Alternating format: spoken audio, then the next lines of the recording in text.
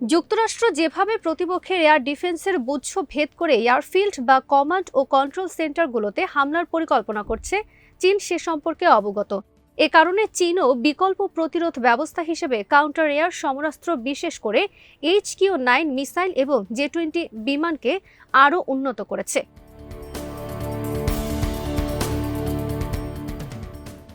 F-22 বিমানের দুর্বলতা হলো এতে ইনফ্রারেড সার্চ ও ট্র্যাক প্রযুক্তি নেই, অথচ আধুনিক বিমানগুলোতে এই প্রযুক্তি থাকা অপরিহার্য। ইতোপূর্বে নির্মিত F-22 বিমানগুলোতে ইনফ্রারেড সার্চ ও ট্র্যাক প্রযুক্তির পাশাপাশি সাইড লুকিং এয়ারবোর্ন রাডারও নেই।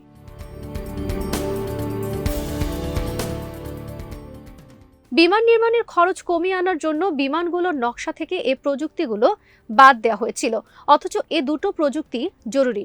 ইনফ্রারেড সার্চ ও ট্র্যাক প্রযুক্তি থাকলে বিমান অনেক দূর থেকেই হুমকিগুলো শনাক্ত ও নির্ণয় করতে পারে।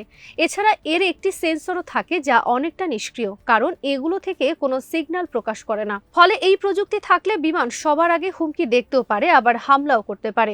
এতে বিমানের স্টেলথ প্রযুক্তিও অক্ষুণ্ণ ও নিরাপদ থাকে, ফলে বিমানগুলো ইলেকট্রনিক আক্রমণ বা জ্যামিং এর ঝুঁকি থেকেও অনেকটা নিরাপদে থাকে।